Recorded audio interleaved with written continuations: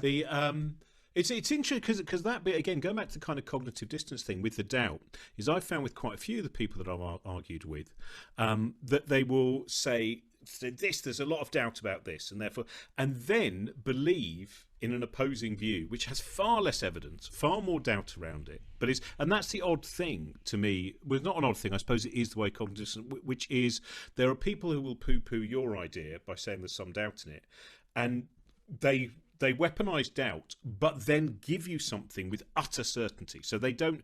The doubt is of no interest to them when it comes to their point of view. Yeah, If that people makes don't. sense. It does make sense. People don't play fair, and I think it's probably true for all of us that we don't necessarily play fair when we're arguing. And an interesting, I think, slightly speculative but plausible idea is when you think about, well, what is all this kind of higher level reasoning for in humans anyway? And one theory is, well, it's partly for forming alliances, winning people over. It's not just about figuring out, where the antelopes are going to migrate. It's about persuading other people to be in your gang or not. And if that's even part of the truth, then you can see why it's incredibly important that your cognitive processes serve your goal of being in the right group and kind of making your group seem right and shoring up your position in that group. And when you get into the political arena, you see that's all politicians ever do. That's what a good politician is good at, making unfair arguments in favor of their side and making the other side look bad. That's not what a good scientist looks like, but it is what a good politician looks like. It's what a good lawyer looks like. And there is a value to a good politician and there is a value to a good lawyer. I mean, you can't say, well, this is just stupid. It's just not the same game as the game that scientists are playing. And we need to recognize that. And science, hopefully, I mean, science also has part of this dynamic and, in crowds and out crowds. But science is supposed to be more about trying to figure out what is actually going on there. But if you think that that's the game that everyone is playing, then you're showing up with your chess pieces and you realize the other guy's got boxing gloves on and you think, oh, actually, yeah, brought the wrong gear. See, that's interesting thinking of the science side, where I remember at the beginning of this pandemic and having conversations with people who said, one of the good things that might come out of this is that people will realise that actually all of that narrative about, experts, people are bored of experts, they'll go, oh, do you know what? In a pandemic, it's really useful to have people who know stuff and keep researching and keep up to date. And then very quickly, that phrase, the science, started being used. And I would talk to virologists and immunologists and various others who would all say, this is terrible. They've created this biblical version of science when, of course, we know there are a lot of different angles to this. And that seems, again, to have been, they seem to have, weaponized to basically blame science as if that seems to be a big problem. Yeah, I mean, there's swings and roundabouts, aren't there? So on the one hand, I think it's undoubtedly true that the status of science and of scientists has been raised. I don't think you could possibly claim otherwise. So the scientists are more famous, the statisticians are more famous, people are paying more attention to the charts. You've got Chris Whitty and Patrick Vallance on the TV all the time. People know who they are enough to hassle them when they walk through a central London park. I mean, it's clear that that's very positive. On the other hand, as you say, what most people then think of as the science is not necessarily how real science actually works. And of course, there has been a degree of politicization. I think it wouldn't be true to say that, maybe in America, but certainly not in the UK, that people have just completely rejected the science and the whole thing is now polarized and it all depends on which tribe you're in. I think most people still respect the scientists. They trust them to be doing their best. They want to hear what they've got to say. So I think overall, that element of the pandemic is a net positive, even though there have been some weird contortions. But one of the things I think that I would like to see more of is just this sense of science as a continued source of further knowledge. We still have this sort of sense of science as being a thing that gets settled. Like, right, now the science is finished now. We've had the science, you want to just read the science. I can print out the science if you like. memorize it, and then we all know what to do. And of course, it changes. And I think it's been interesting to see the public health community trying to kind of cope with the communications challenges. Sometimes they've done a good job. I think the issue with the AstraZeneca blood clots, I think that was pretty well handled. There was a good bit of science communication. Other times it seemed quite weird. Like we're still all this obsessive hand washing, and like, as long as you keep washing your hands, you'll be fine. It's not really a hand washy thing. I mean, by all means, wash your hands. It's disgusting not to wash your hands, but really, is this really what's going to save us from the Delta variant? Just more alcohol gel? It's not. But there's this feeling that we can't pull back from that advice. So we've got to add the advice to have some fresh air, but we can't withdraw earlier advice. It's a tricky science communication challenge. But I find that even within the community of scientists, we still tend to get a bit stuck. So for instance, something I've been researching today is the question of alternative doses or fractional doses. So here's an idea. It's been proposed by Michael Kramer, who has a Nobel Memorial Prize in economics, for what that's worth. I think he's a brilliant, creative economist, really thoughtful, real proponent of randomized trials in economics, just a super thoughtful guy. And he and some colleagues have said, well, actually, if you look at the antibody levels, a half dose of Moderna or half dose of Pfizer seems to be as effective as a full dose of AstraZeneca. And we know that a full dose of AstraZeneca, if you have your full regimen, you've got both doses, a full course of AstraZeneca works really well. So maybe we should just be giving half doses of those mRNA vaccines. And they won't be as good as full doses, but they'll be nearly as good as full doses. And then, you know what? We can give them to twice as many people. And it's not relevant in the US, but the rest of the world, I mean, there's a catastrophe going on that I think it's easy to turn your eyes away from in the West. All these unvaccinated people, no way to get enough doses, no way to protect people. And you've got these economists who, of course, are specialists in the study of scarce resources going, maybe we should just split the doses. It's been done before. Yellow fever outbreak in Brazil, they went to 1/5 doses to just try and vaccinate as many people as possible, and it worked. Now, they're not saying this is definitely the way forward. What they're saying is, could we maybe run that experiment in a hurry? And the epidemiologists tend to sort of go, yeah, that makes sense. As far as I can work out, that's an experiment that should be run. But the frontline kind of medics tend to be much more conservative, which is like, well, what was tested in the randomized trial? What was tested in the clinical trial? I want that. I don't want anything else. I don't want any change from that. I just want what was proved to work in the clinical trial. You can see where they're coming from.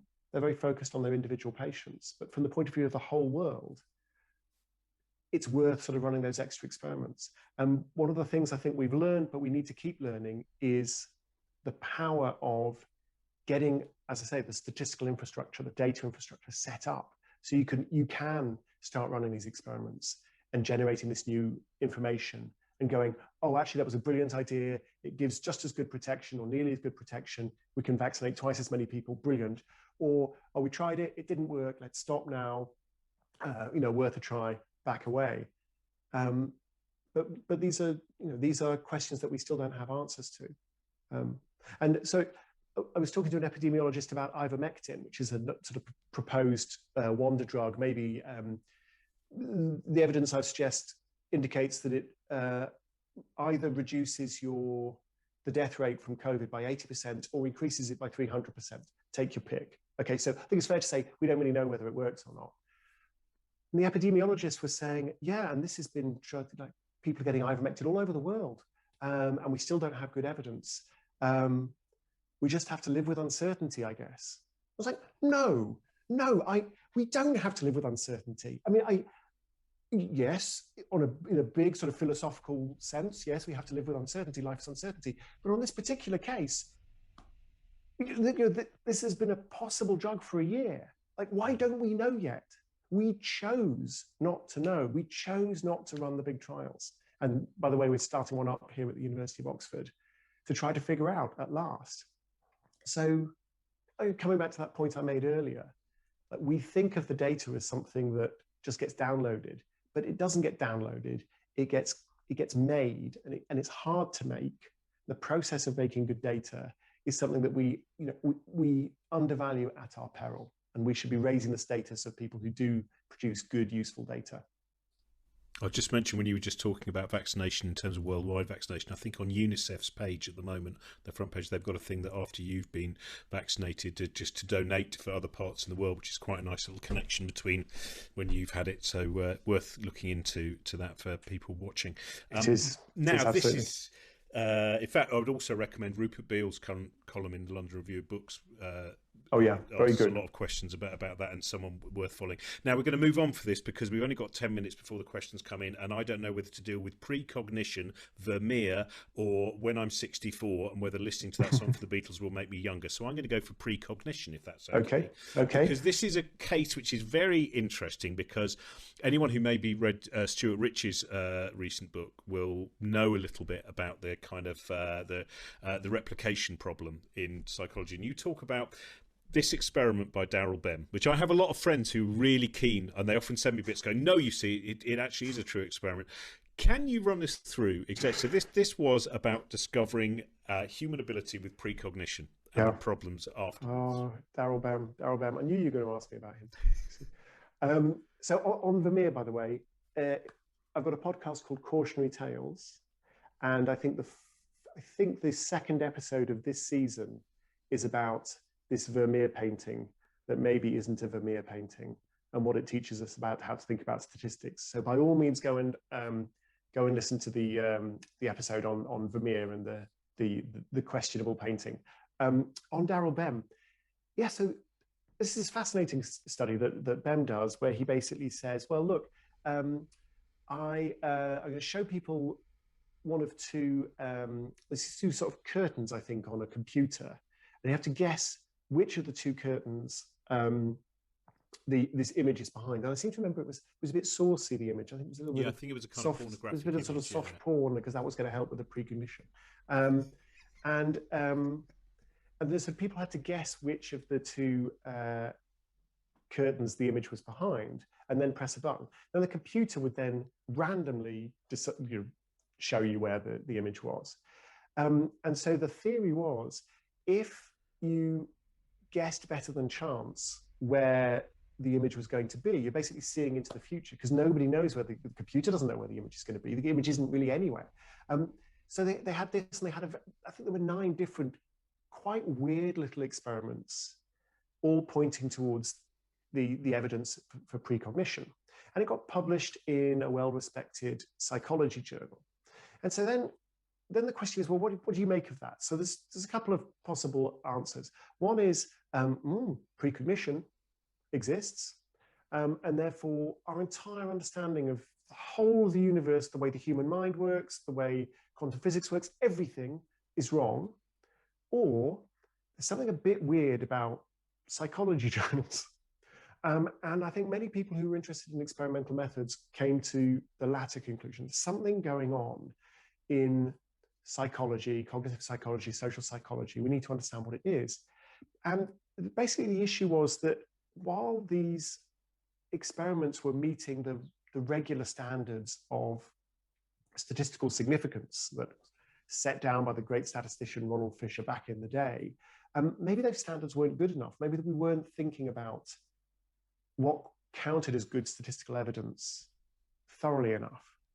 And so various people started exploring different angles on this. So there's a wonderful project where a group of psychologists basically went and tried to replicate 100 of the most famous recent results in psychology. And I forget the exact number, but a lot of them didn't seem to replicate. Basically, either the effect that was found got smaller, or the effect completely went away. But other people have so Yuri Simonson is one of the guys who's been looking at this. They've tried to sort of reverse engineer how some of this happens. And Yuri Simonson came at the precognition problem by demonstrating that using standard statistical methods, listening to the song When I'm 64 by the Beatles made you younger. And he basically does all the stats, and he basically goes, look, you can prove, look, the people who listen to When I'm 64 was assigned at random, and the people who listened to it were younger than the people who didn't. And then he kind of shows how the sausage gets made. So he shows all the different little decisions you make. So for example, you do the experiment 10 times, then you do it another 10 times, then you do it another 10 times. Oh, hang on, you got an effect, stop. You just keep going until you get an effect. Or, oh, we're going to control for the age of your mother, but we're not going to statistically control for the age of your father, and various other things. And pretty quickly, you can crank out these absurd results. Now, obviously, listening to When I'm 64 does not make you younger, but I think Yuri Simonson's paper gets at the sense of, what's going on. Now, in the book, I try to make people not too depressed about this, because it sort of plays into this idea that, oh, yeah, again, the science is wrong. All of these papers are nonsense. But I do think the situation is getting better. I think psychology is really starting to put its house in order. There's a lot more emphasis on, maybe we should go back and check. We should do the experiment again, bigger, more people, better. There's a lot of emphasis now on preclinical trial registration. So before you do the experiment, you tell people what you're going to do, how you're going to do it, what you're going to test. That makes Yuri Simonson's fun and games with When I'm 64, makes that kind of thing impossible, and various other things. So I think we're making progress, but we need to keep going. Because that what you've just been talking about, that pre-registration idea, and also Ben Goldacre, who's also done a lot of work. Yeah, as well. Brilliant work. Great TED talk on the subject as well. Yeah. Will you talk about, I mean, you mentioned Darren Brown's, how on earth Darren Brown did this incredible thing where he tossed a coin and got heads 10 times in a row. How did he do it? And it turns out it was a very lengthy day of filming. Yeah. And that's an interesting, because also the same way this, perhaps we can talk a little bit more about it, and then we will take questions, which is, one of the things that Ben and his team are doing, saying all trials need to be published, because otherwise this cherry picking thing, and again, this is, what are the best tools of us being, again, able to interrogate certain news that we might see about whether it's new wonder drugs, cures, whatever it might be? Yeah, absolutely. So the basic question that Ben is trying to answer with the all trials work is, can we stop experiments that don't produce interesting results or that produce inconvenient results? Can we prevent them from just disappearing into a file drawer somewhere? So sometimes this is really sinister. So a drug company funds research into a drug. The research shows that the drug doesn't work, and the drug company buries it. It's all sort of very conspiratorial. More often, it's just simply, some academics do some research and they don't really find anything very interesting, and who's going to publish it? And there's a lot of hard work to write the paper up, so they don't really bother, and the paper just languishes. Now, either of those things is a disaster.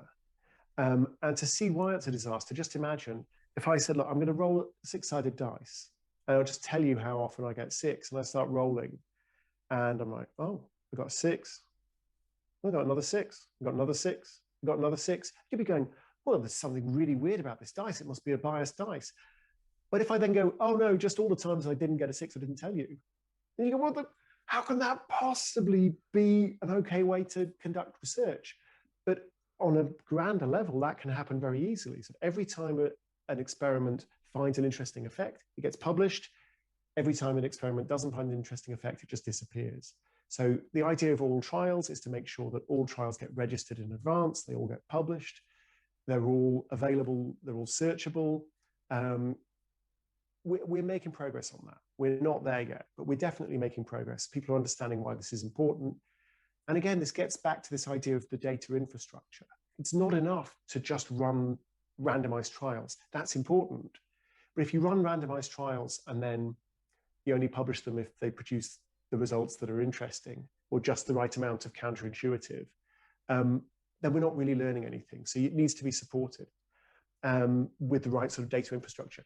And for a consumer of this kind of research, I mean, it's now sounding really terrifying, right? Like there's all this stuff being buried and I've got no way of knowing what it is. But actually, a good science journalist will tell you, does this study fit in with other studies? Is this study kind of surprising and an outlier and therefore a bit strange? Does this study build on previous research? Does it fit into the rest of the research? And you could also look up, for example, the Cochrane library. They do meta-analyses where they're supposed to bring together all the research available, and they just summarize it in plain English. So if you're thinking, oh, I wonder if hydroxychloroquine does prevent COVID, you could just go to the Cochrane Library, and they'll tell you what the best evidence is at the moment. Similarly, does yoga prevent urinary incontinence or whatever? There's a lot of work there, and it is gathered together and it is summarized in plain English. So there is hope. I think it's